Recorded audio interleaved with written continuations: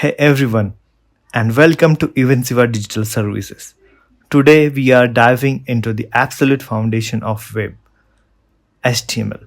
If you are looking to understand how websites are built, you are at the right place. Let's get started.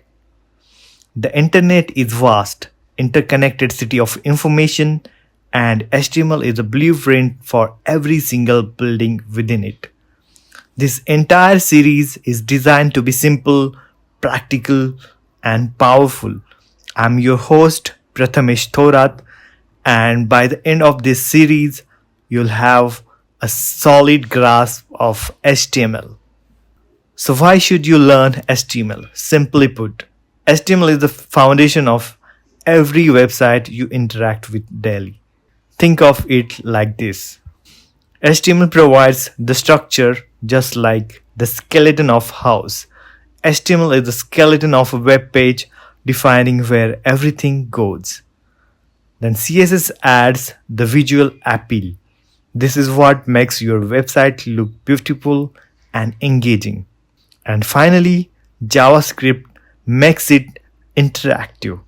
This is where the magic happens, allowing for dynamic features and user engagement. So let's get down to the basics. What is HTML? HTML stands for Hypertext Markup Language. HTML structures the content with tags. So it is composed of different tags, and using these tags, it can define the structure of our web page. So whatever the content you see on a web, it is composed of HTML. So using HTML, we can display text, images, and links. HTML gives instruction for web browsers. So using these instructions, browser can display the content which are text, images, or links. So this is how the HTML page looks like. What will we do? So basically we will copy this text and will see how it looks inside a browser. For that, we need a VS Code, and let me copy this and I'll paste this inside VS Code. Before opening the VS Code, first I'll create a folder.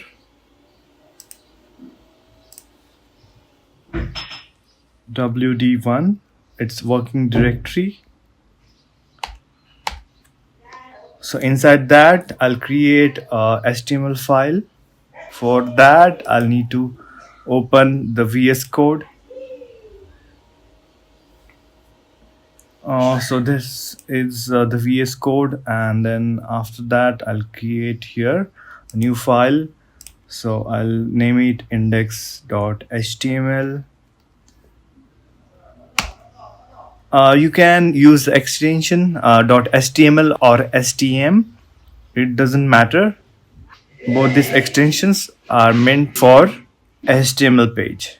So whatever the code we have copied, we'll paste here. So here, if I save in my VS Code, I have used an extension which is prettier. So that's why it is giving me a clear format, so that I can identify like where the tag or this particular element is started and where it ends. So for an element, you can call an HTML element or tag.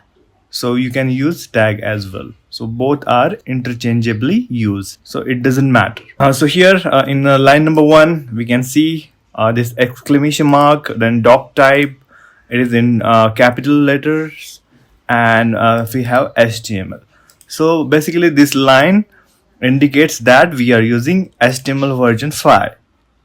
And then after that, we have the HTML tag. So here in HTML, every tag starts with an opening tag and ends with end tag. So this is how any element looks like. Then we have head. So inside head, we have the title. And right now, don't worry about these tags. We'll discuss all the tags in later tutorials.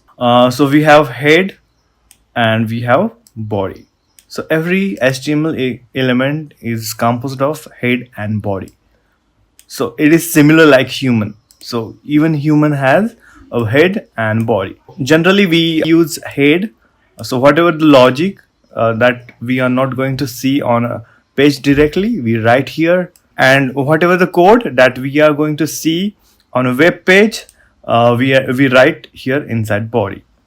So inside body we have h1, this is heading tag, and p, this is a paragraph tag.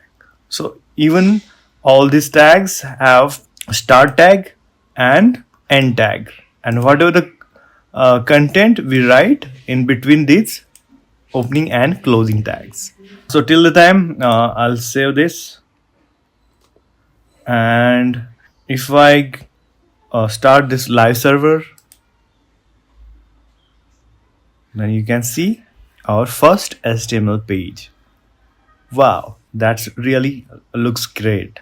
So this is how the HTML page looks like in our browser, but this is local, not on online. To get online, you have to use hosting. So I have used the live server extension. You can go to the extensions and search here live server, and you can install this extension in VS Code. If you are not using any live server extension, then you can directly go to the directory where the index.html file is located, and then you can right click on it and open with Google Chrome. So you can directly open using a browser, but it is really handy to use live server, and then you can open it inside a browser. So we saw our first HTML page in browser. Now we are going to see what is HTML element. An HTML element is defined by a start tag, some content, and an end tag. So here in this slide, here we can see our heading tag, that is h1, is starting with opening angular bracket, then the h1, and then closing angular bracket. So this is the start of tag, and then we'll go with the content. So we have my first heading, which is the content that we are wrapping inside our start and end tag. And here we have opening angular bracket, then we have forward slash, then h1, and then closing angular bracket. So this is how the tag ends. But in some cases we don't have the closing tag. These elements are called self-closing elements or empty elements or void elements. So this is an example, that is BR. BR is an empty tag or self-closing tag or void tag. Then I'll introduce you to the HTML attributes. So what is HTML attribute? HTML attribute is an entity which gives more information about the element. So let's take an example. We'll go to VS Code and then we'll see what is HTML attribute looks like. So here you can see this is the h1 tag or h1 element. What is the HTML attribute? It gives more information about an HTML element. So here we have a class. This is the attribute. So here we can see the class, and then it's equal to, and whatever the value that we are passing, basically it is string. So I'll name the class that heading. So we have different attributes in HTML. We'll see one by one in later tutorials. So it's pop quiz time, which is helpful to test your knowledge. First question is, what does HTML stands for? Then what tag creates a paragraph? Is BR an opening or closing tag? What does what wig stand for? You can type in the chat, or I'll give a link to my website where you can find answers of this quiz. Now it's time to challenge yourself. So in this challenge, this is a mini challenge 1. We'll start practicing some code. So in the first step, we'll create a paragraph tag. So inside that we have a content. This is a paragraph.